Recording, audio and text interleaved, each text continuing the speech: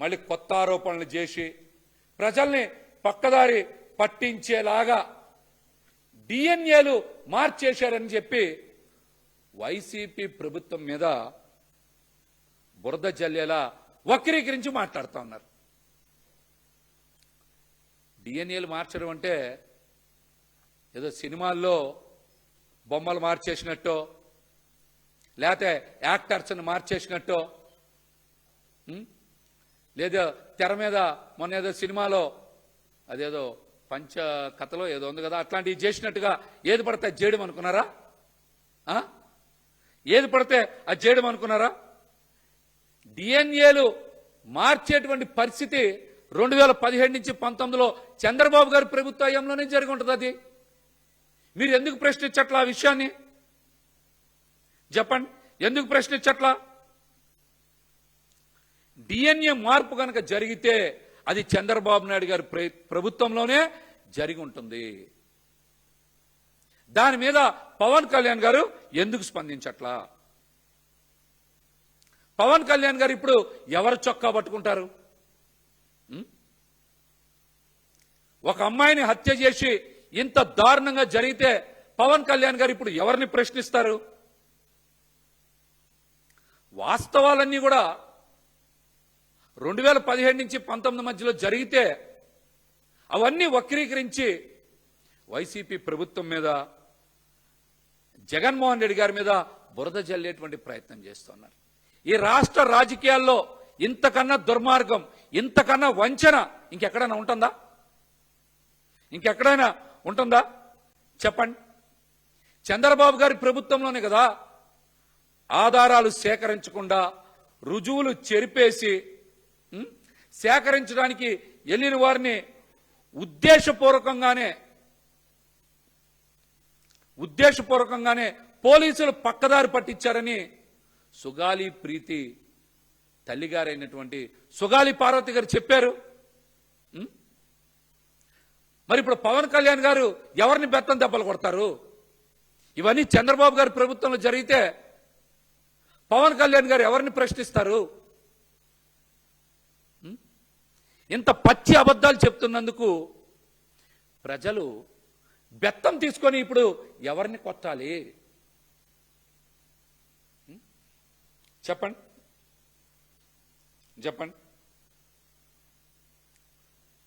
మరి పవన్ కళ్యాణ్ గారు నిన్న కూడా మాట్లాడతా రాష్ట్రంలో సోషల్ మీడియాని నియంత్రించేటువంటి చట్టం తేవాలని మాట్లాడుతున్నారు.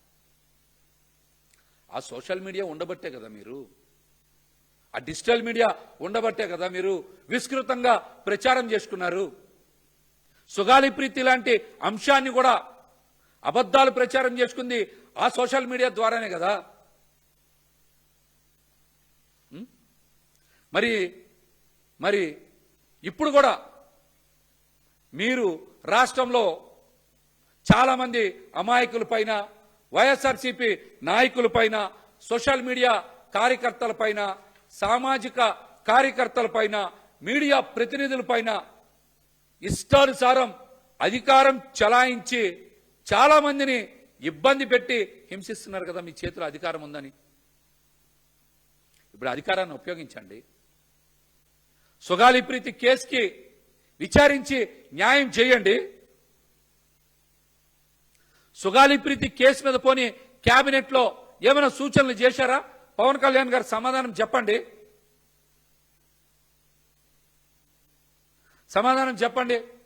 గతంలో ఒకసారి అన్నారు కదా, రాష్ట్రంలో లా అండ్ ఆర్డర్ అదుపు తప్పుతుంది, ప్రజలు మమ్మల్ని ఎక్కడ పడితే అక్కడికి వెళ్తే తిడుతున్నారు. అనిత గారు మీ హోంశాఖ నేను తీసుకుంటే పరిస్థితులు వేరులాగా ఉంటాయన్నారు కదా ఆ రోజున. ఈ రోజున మేము అడుగుతున్నాం, మీరు హోంశాఖ బాధ్యతలు తీసుకొని సుగాలి ప్రీతి కేసుని దర్యాప్తు చేసి దోషుల్ని శిక్షించండి. తీసుకోండి ఇప్పుడు ఆ శాఖని సమర్థవంతంగా పనిచేసి సుగాలి ప్రీతి కేసులో దోషులను పట్టుకొని శిక్షించండి.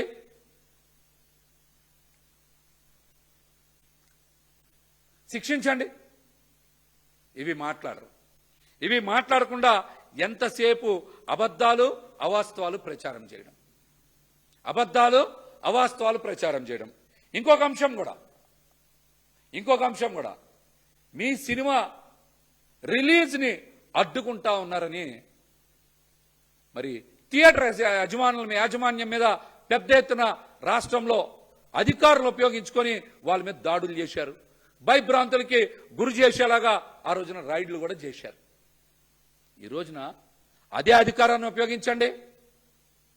ఉపయోగించి మీ సినిమాలకి అడ్డు రాకుండా, మీ సినిమా రిలీజ్కి ఎక్కడ ఇబ్బంది లేకుండా ఈ రాష్ట్ర ప్రభుత్వంలో మీరు భాగస్వామ్యంలో ఉన్నారు కాబట్టి అధికారాన్ని వాడుకున్నారు కదా, అదే విధంగా ఇక్కడ కూడా సుగాలి ప్రీతికి అధికారాన్ని వినియోగించి న్యాయం చేయండి.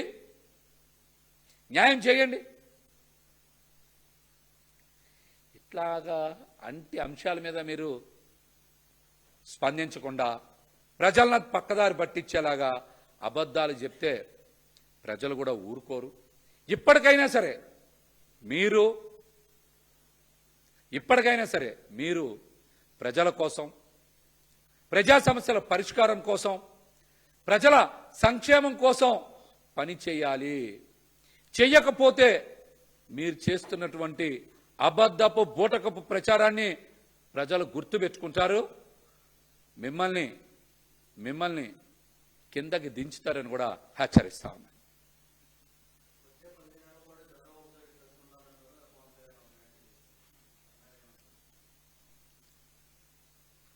ఈ అంశం మీద జనసేన పార్టీ కార్యకర్తలు, జన సైనికులకి అర్థం చేసుకోవాలి.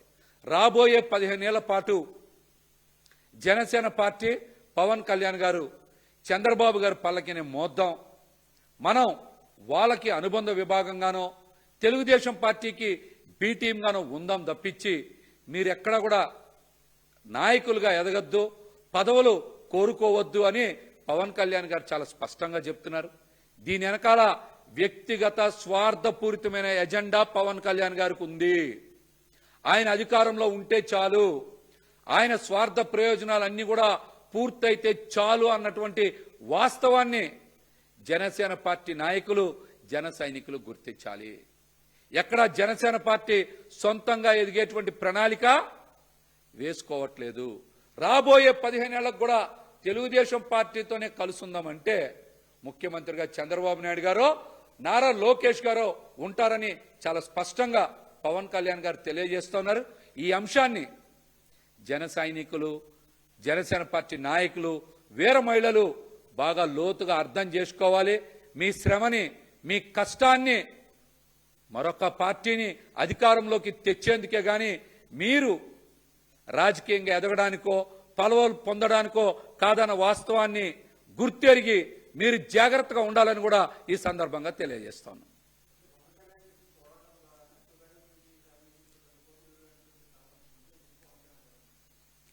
ఇందులో అదే చెప్తున్నాను. ఇందులో జగన్మోహన్ రెడ్డి గారు ఎస్సీ అట్రాసిటీ యాక్ట్లో పరిహారం కింద నగదు 8,25,000 వరకు ఇవ్వచ్చు. అట్లాగనే ప్రభుత్వ ఉద్యోగం కానీ, భూమి కానీ, ఇంటి స్థలం కానీ ఇవ్వచ్చు. కానీ జగన్మోహన్ రెడ్డి గారు మానవత్వంతో చట్టానికి మించి సుగాలి ప్రీతి గారి కుటుంబానికి మేలు చేశారు. ఆయన సుగాలి ప్రీతి గారి కుటుంబ సభ్యులు ఎక్కడైతే కోరుకుంటే అక్కడ మరి ప్రభుత్వం ఒక దగ్గర భూమి చూపిస్తే అది కాదంటే కూడా మరి సుగాలి ప్రీతి గారి కుటుంబ సభ్యులు కోరుకున్న దగ్గర 5 ఎకరాల భూమి ఇచ్చారు, 5 సెంట్ల ఇళ్ల స్థలం ఇచ్చారు. మరి వారి భర్త రాజు నాయక్ కూడా ఒక ప్రభుత్వ ఉద్యోగం ఇవ్వడం జరిగింది. ఇవన్నీ కూడా జగన్మోహన్ రెడ్డి గారు మానవత్వంతో స్పందించి సుగాలి ప్రీతి కుటుంబానికి న్యాయం చేయాలని చేసిందే కానీ అది ఎక్కడ కూడా పవన్ కళ్యాణ్ గారు చేసింది కాదు. నిజంగా ఆయన చేయాలనుకుంటే 2014-19 మధ్యలో కూడా కూటమి ప్రభుత్వంలో ఉన్నారు కదా, ఆయన మద్దతు ఇచ్చారు కదా. ఆ రోజు 2017 ఎందుకు న్యాయం చేయలేకపోయారు? ఆ రోజున నష్టపరిహారం ఎందుకు ఇప్పించలేకపోయారు? సమాధానం చెప్పమనండి.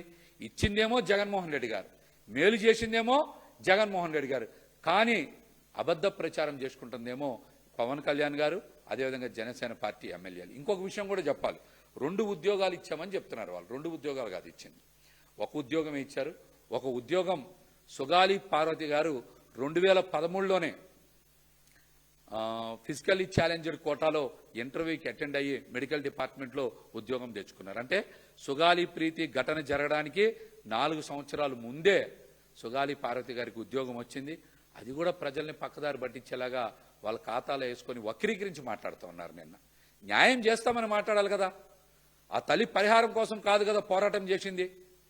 దోషులను పట్టుకోండి, కఠినంగా శిక్షించండి, నా కూతురికి జరిగినట్టు మరొక ఆడపిల్లకి జరగకూడదు అనేటువంటి పోరాటం చేసింది. అందులో పవన్ కళ్యాణ్ గారు కూడా భాగస్వామ్యం అయ్యారు. మరి ఈ రోజున ఎందుకు ఆ దిశగా ప్రయాణం చేయట్లేదు? సుగాలి ప్రీతి కేసులో దోషుల్ని ఎందుకు పట్టుకోవట్లేదు? పవన్ కళ్యాణ్ గారు నిన్న పక్కదారి పట్టించేలాగా ఎందుకు మాట్లాడుతూ ఉన్నారు? అధికారంలోకి రాకముందు ఒకలాగా, అధికారంలోకి వచ్చాక మరొకలాగా పవన్ కళ్యాణ్ గారు ఎలా మాట్లాడతారు సుగాలి ప్రీతి విషయంలో? మీరు సమాధానం చెప్పండి. మేలు చేసిందే ముమ్మాటికి చట్టానికి మించి జగన్మోహన్ రెడ్డి గారు.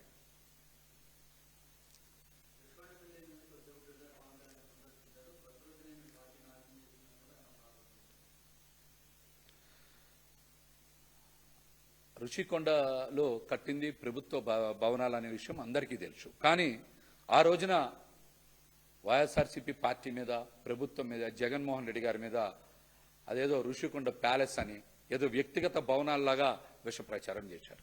అవన్నీ కూడా ప్రభుత్వ భవనాలని ఈ రోజున అక్కడికి వెళ్ళినటువంటి చంద్రబాబు నాయుడు గారు కానీ స్వయంగా చెప్తున్నారు ఇవన్నీ కూడా ప్రభుత్వ భవనాలని. అంటే గతంలో మీరు చెప్పినవి చేసినవన్నీ కూడా అబద్ధపు ప్రచారాలు, విష ప్రచారం అని ఈరోజు ప్రజలందరికీ కూడా అర్థమైంది. అక్కడ గనక పర్యావరణం దెబ్బతిని పర్యావరణానికి కోపం వస్తేనే మరి ప్రభుత్వాలు ఇబ్బంది పడి అని మాట్లాడారంటే ఆ విషయం పవన్ కళ్యాణ్ గారు చంద్రబాబు నాయుడు గారిని ఉద్దేశించి మాట్లాడారని నాకైతే అనిపిస్తోంది. ఎందుకంటే అమరావతిలో ఫేజ్ 2 కింద మరొక 40,000 ఎకరాలు 3 పంటలు పండేటువంటి భూముల్ని తీసుకుంటే పర్యావరణం కోపం వస్తుంది, తద్వారా చంద్రబాబు నాయుడు గారు కూటమి ప్రభుత్వం కూలిపోతుందని పవన్ కళ్యాణ్ గారు పరోక్షంగా చంద్రబాబు నాయుడు గారినే హెచ్చరించారని నాకైతే అనిపిస్తుంది. ఎందుకంటే గతంలో నేను మరి ఆ పార్టీలో కూడా పనిచేశా.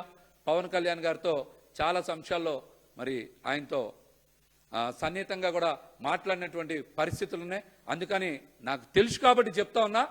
మరి ఆయన ప్రకృతి కోపం వస్తుందని చెప్పారంటే అది చంద్రబాబు నాయుడు గారిని ఉద్దేశించే మాట్లాడరు.